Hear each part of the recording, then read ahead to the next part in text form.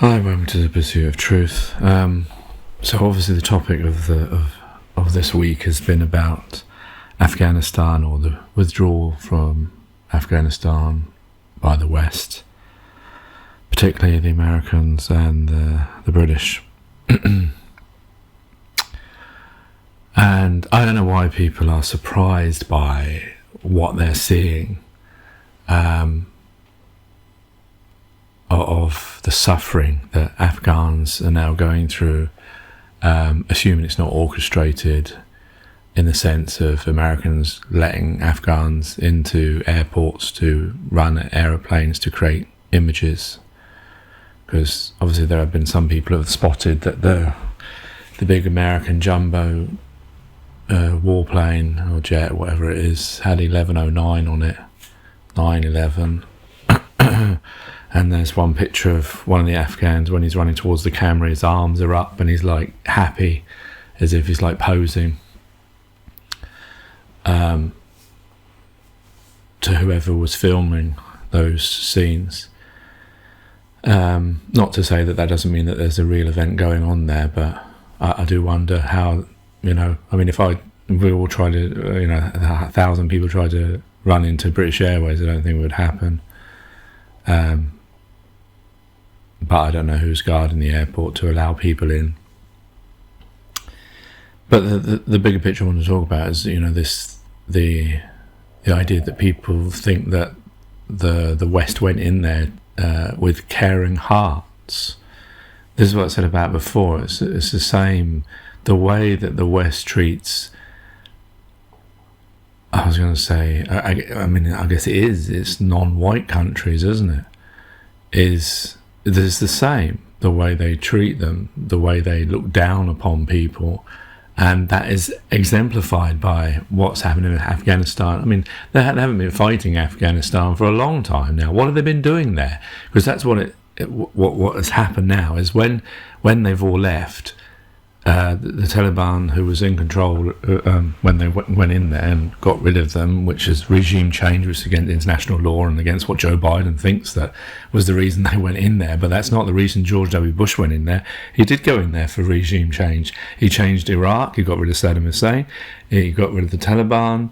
That's regime change, and that's against international law, and that's really what they wanted to do. They wanted to put democracy in there. But I suspect the real reason for all of this, which some American commentators have noted, is that it's all to do with the weapons. It gives a lot of these people have money in weapons, and then that builds up the American economy because they have to make more weapons, and then they sell the weapons, and they tend to sell the weapons to every side. I mean, where do these Afghans get these big tanks from? I mean, yeah, some of them may be from Russia, but I'm sure some of them are from America, from previous battles. But these companies that are based in America or Britain or wherever, they're selling weapons to everyone.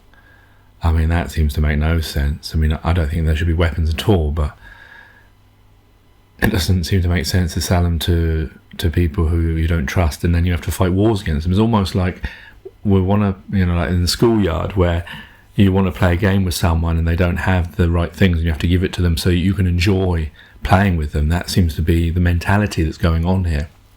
But what I mean is the 20 years passed, and now everything's gone back to as it was. What that shows you, and the Afghan people are still don't want to be living there.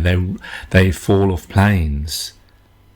They fall off planes because they don't want to be living there, whether it's because of, the Taliban say it's because it's a poor country, whether it's because they're scared of what the regime is going to be like. I don't like using that word because that's loaded.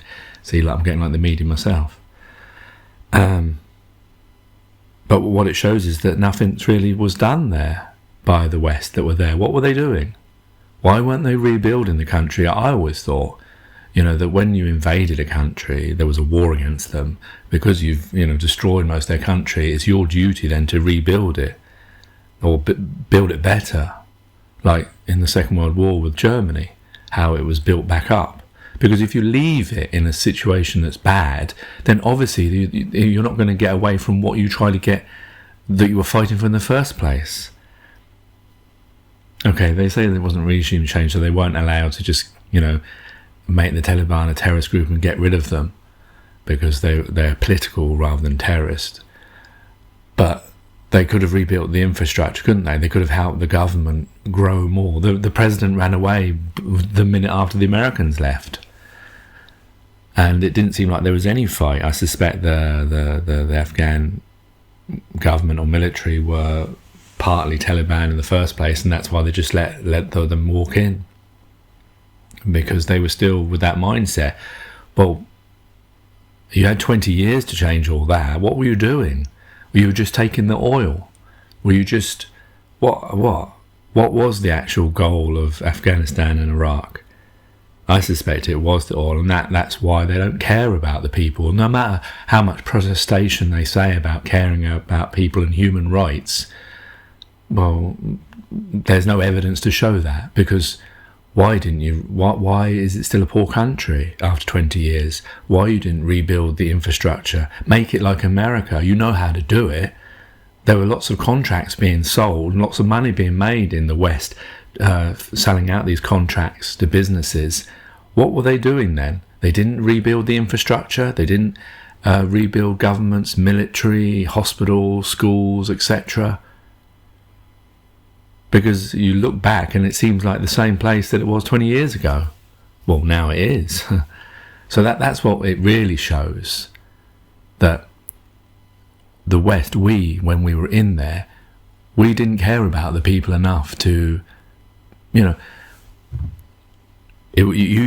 West was in control of that country, like they were Iraq.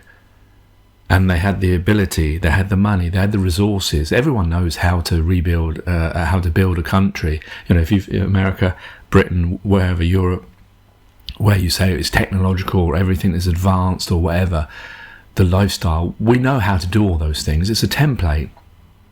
Once you've done it once, you know how to do it, unless it's going to the moon. So all they had to do was just pour money into that. Make the country like America, but they wouldn't do that. Why? Because they want to keep these places like Africa, like India, like Pakistan, like the Middle East. They want to keep them poor. They want to keep them second in the race, and the West always at top. That's why I think partly maybe that's why climate change is about, because for the few years before, they were always talking about how China and India were coming up on the Americans and they were going to take away the economy and then being the number one country, whereas it's still America. And then they had Donald Trump did these, do you remember the tariff agreements with China to try and keep them into the second place? And I think that's why the climate change. I mean, I don't know whether there is evidence for climate change. Yeah, you can see there's forest fires, you can see it's hot, but then I've only got 120 years worth of data and different varying ways of capturing that data through that over 100 years of a planet that is how many years old? More than 100 years old. So how do I know that these aren't just fluctuations that come and go? I mean, of course, time will bear out, isn't it? If in another 50 years it's like 100 degrees Fahrenheit or centigrade, which is centigrade, then yeah, okay, there's a problem. But remember, we had the ozone layer back in the 90s. Whatever happened to that? So I don't know whether this has been created because the climate change thing is a way of getting those countries like India and China and saying, no, you've got to stop. You've got to stop with this carbon stuff. You've got to slow down now. And that way it keeps them in second place. It keeps them from overtaking America and the West. I don't know. Cynical I may be.